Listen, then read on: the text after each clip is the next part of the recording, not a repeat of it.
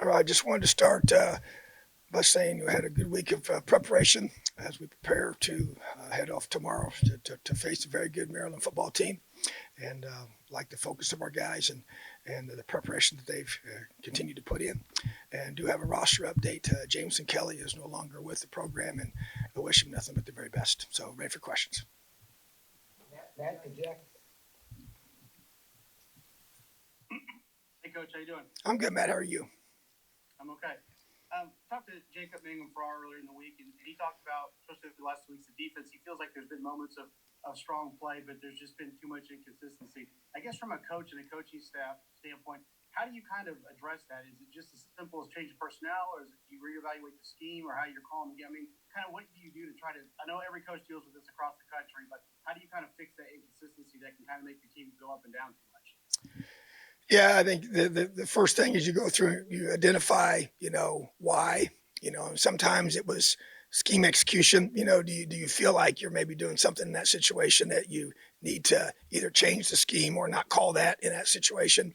A lot of times it's been execution for us of the scheme in those situations. If you think it's a focus issue of a certain player, or how that individual or some individuals prepare, then there may be some changes in personnel if that person can't get that corrected. So to me, it really comes down to the reasons why you feel like that inconsistency is being there. And I would agree with him. And we've talked about it with our players and with our staff, and to try and get to that consistent execution. And a lot of it's been, I think a little bit more of focus and execution have been the two that we've been focused on ourselves as a staff, and trying to increase those with proper reps, more reps of that scheme, that call in those situations, and trying to play really good situational football, and getting off the field and getting stops. We had five opportunities to either get a takeaway, and you had the 2 fourth down stops, so 5 times where we really took a possession from them, and that's what you want to be able to do. And so that was great from the part of Saturday. But then you had the long run, and then a couple third downs where we really hurt ourselves by not containing the quarterback, and that was the theme from the previous week. So really been emphasizing that part of it as well. So it's more about why you have those breakdowns, and then you want to be able to address that, whether it's reducing this or increasing reps on a certain call. Jack and Zach. Hey Tom, Jalen Lucas had 10 catches against Louisville and then 0 against Akron. I guess what do you think led to that difference? And moving forward, what do you want his role in the passing game to be?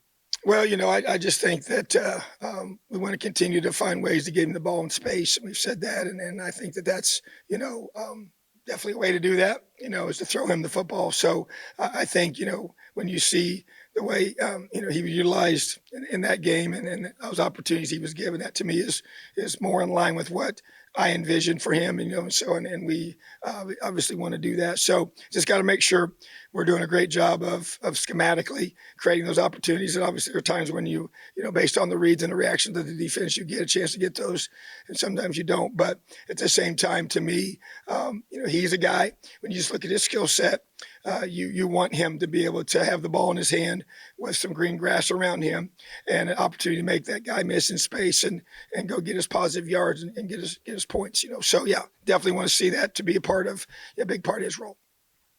Zach and Jim. Obviously, Talia Tagovailoa well, just as a quarterback. Last year, he got sacked 32 times. This year, he's only been sacked a couple times, despite the fact I think they had some turnover on the offensive line. They've had some guys settling into different roles, not least the offensive coordinator. What's been different about maybe either how he's handled pressure, how they've kept it away from him, just generally how much cleaner he's been able to stay in the pocket and around the pocket this season, in your opinion?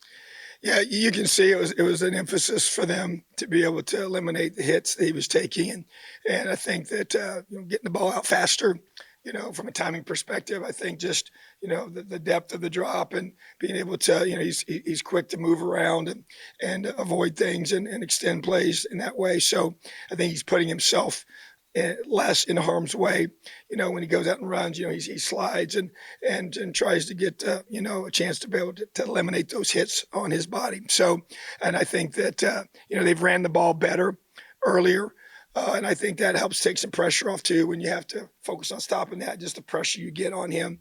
And they've kind of stayed out of some third and longs, which has kind of helped as well.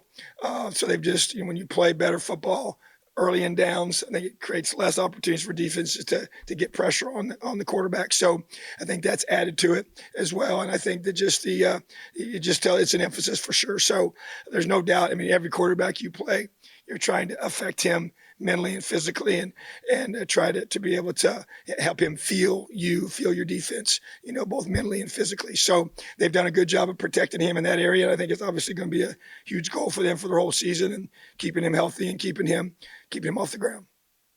Jim, then Seth. Hey, Coach, I know that it's going to be a tough challenge going to College Park, a great offense, and just challenging in and of itself. But what do you, for the fans that are frustrated and one that showed his frustration last night at the coaches show, what do you say to the fans that are going through that frustration because it's with either with a certain aspect of the program or whatever? What do you say to those people? Well, I guess I would say that, it's a long season. We're building this team.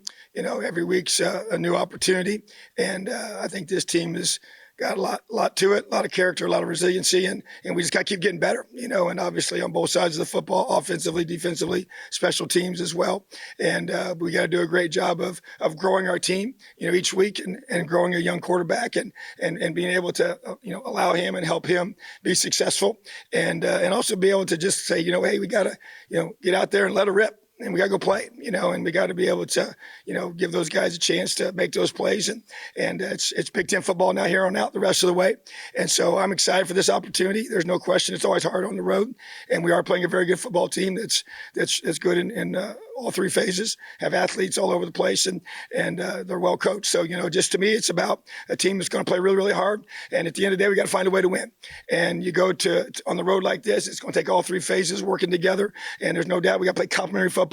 Each phase has to complement each other, and we got to set each other up.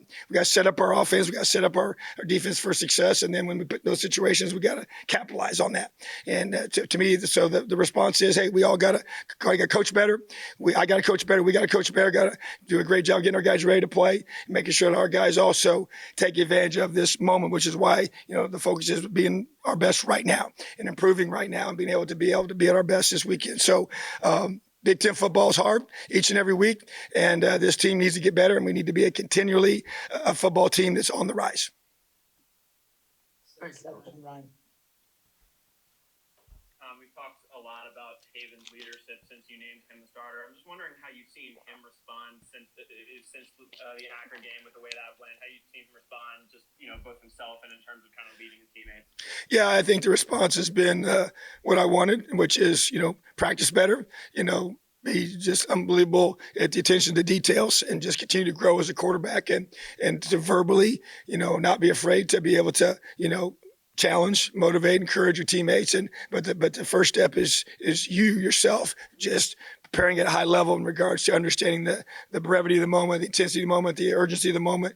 And because as a quarterback practices, so practices the team in a lot of ways, in terms of just being able to execute things. And there's no doubt that's, he has a lot on his plate, as a quarterback always does. And so just really want him to be able to do a great job of just being consistent each and every day, practicing well each day, and then going out playing well. And he didn't have his best performance, and he knows that.